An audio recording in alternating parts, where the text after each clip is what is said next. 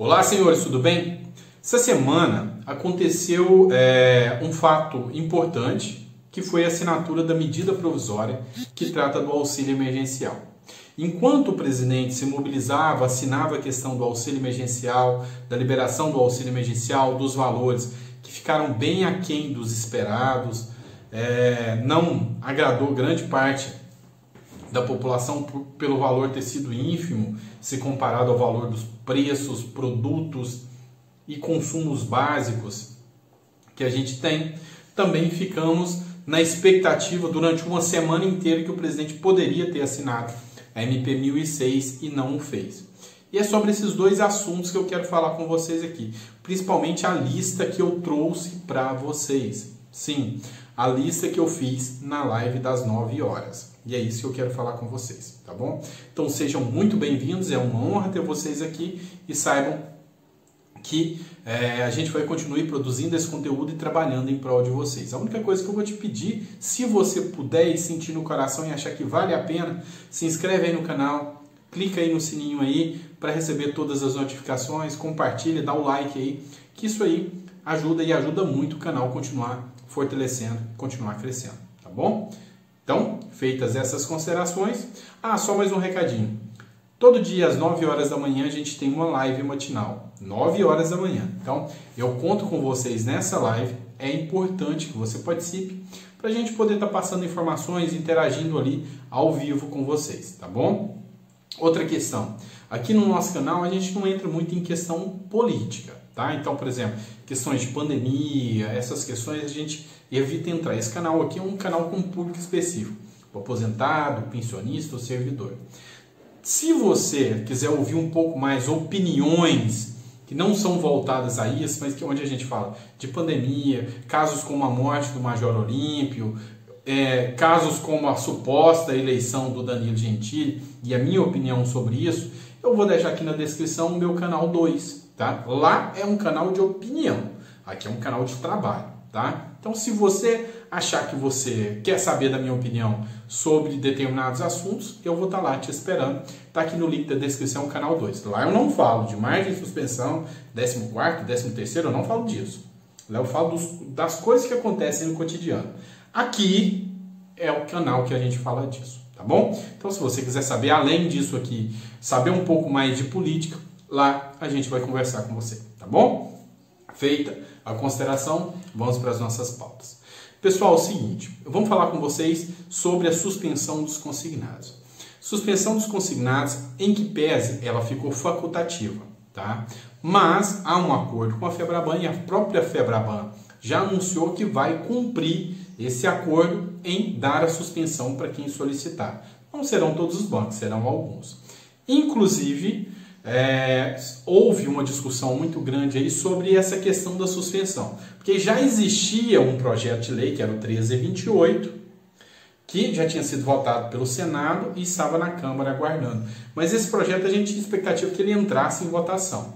Tanto é que a gente pegou a emenda desse 1328 e colocou dentro da MP da margem. Foi o mesmo texto, igual. Ou seja, a gente queria colocar em votação esse texto, porque a gente acreditava que passava. O fato é que teve votação dessa nossa emenda, sim. Essa nossa emenda foi votada. E nós perdemos, e perdemos feio. Perdemos ali de 266 a 144. Foi uma lavada, tá? Muitos deputados que falaram que votavam a favor não votaram, votaram contra. E muitos que a gente achava que ia ser favorável, que não ia ser contrário, que a gente nem entrou em contato, foram lá e votaram favoráveis. O fato é que a gente perdeu. E isso aqui foi a votação do mesmo teor da MP da PL 1328. Então, se a PL 1328 entrar em votação hoje, a gente perde. Esse foi o motivo tão estratégico da gente ter feito ela como foi feita. Eu estou te pedindo para você voltar no vídeo anterior da live, tá? Eu vou deixar um card aqui em cima para você assistir a votação. Lá eu dou por tintim o nome de cada um que eu votou a favor e votou contra a suspensão dos consignados. Aí você vai tirar suas próprias conclusões. Votou a favor do texto ou contra o texto da PL 1328, que estava embutida lá dentro. Aí teve gente que veio falar que nós tivemos uma má estratégia. A estratégia é o seguinte: se a gente não tivesse feito isso e mudasse o texto da suspensão, a gente tinha perdido de lavada tudo, margem e outra, o Senado não ia passar.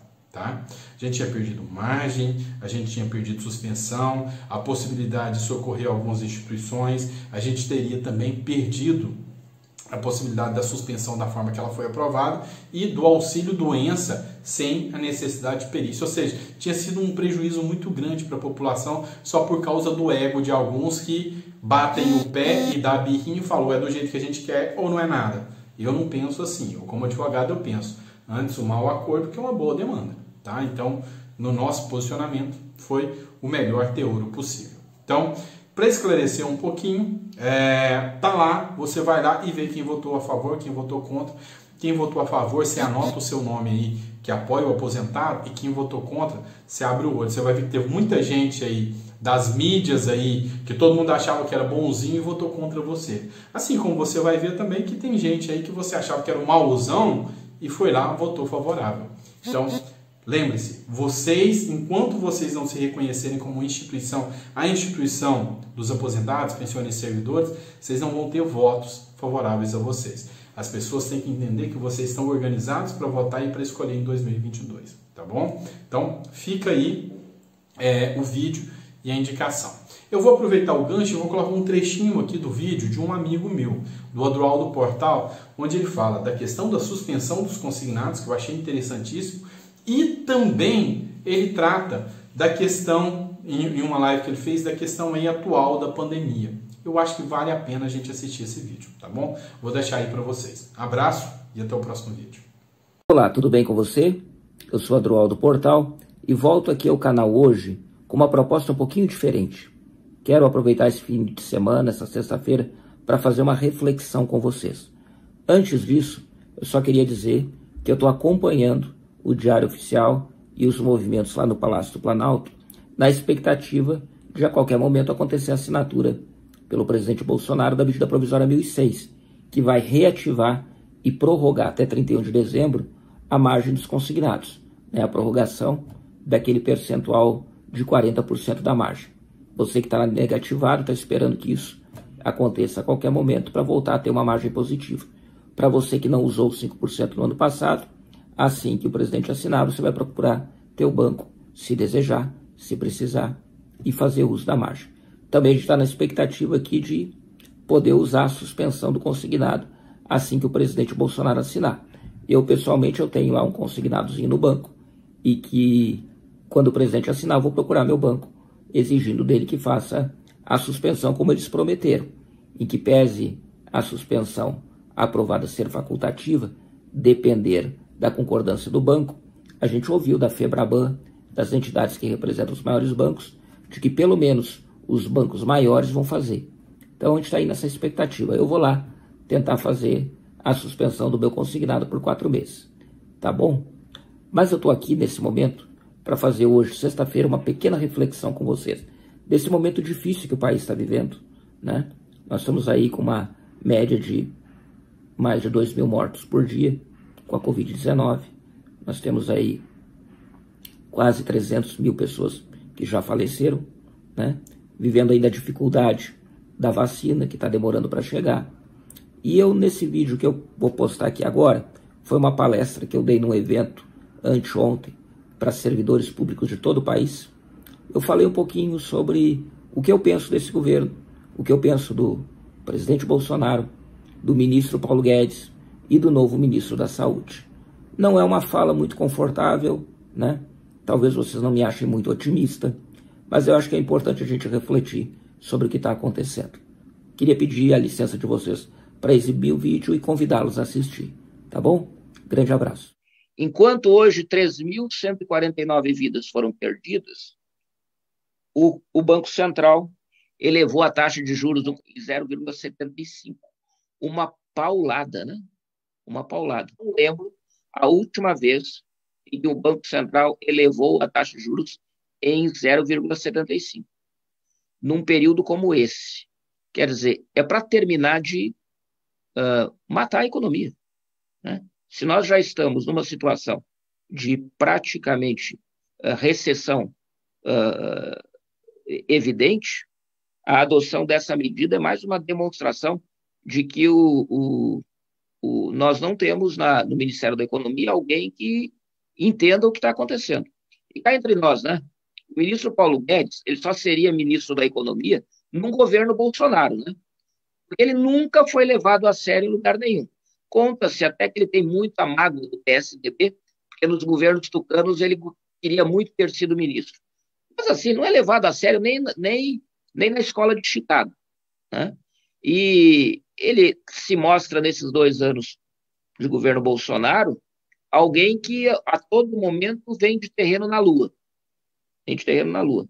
Faz promessas que nem o mercado financeiro acredita. Não dá para esperar desse governo outra coisa do que senão isso. A nomeação do ministro da Saúde, só um médico que sentará na cadeira, né? Tomará posse como ministro. Eu gostaria muito de queimar a língua no que vou dizer, mas só sentará na cadeira porque está abdicando da condição de médico e de cientista para virar um Pazuello 2. Porque todas as falas dele nas últimas 24 horas é de tremer qualquer profissional da área da saúde, desde o técnico de enfermagem ao maior especialista da medicina, da infectologia. Ou seja, é um governo de bajuladores, né? Que bajula um presidente que se comporta como um Nero incendiando Roma, né? E esse parece ser o presidente Bolsonaro. Quando o senhor diz, ministro, que não dá para esperar para 22, não dá mesmo, né? Não dá mesmo. O país não resiste até lá, né? Não dá para imaginar como o país vai resistir nos próximos 30, 60 dias com a condução sanitária tocada pelo governo do presidente Bolsonaro. Nós temos 3 mil mortes por dia, esse número está crescendo.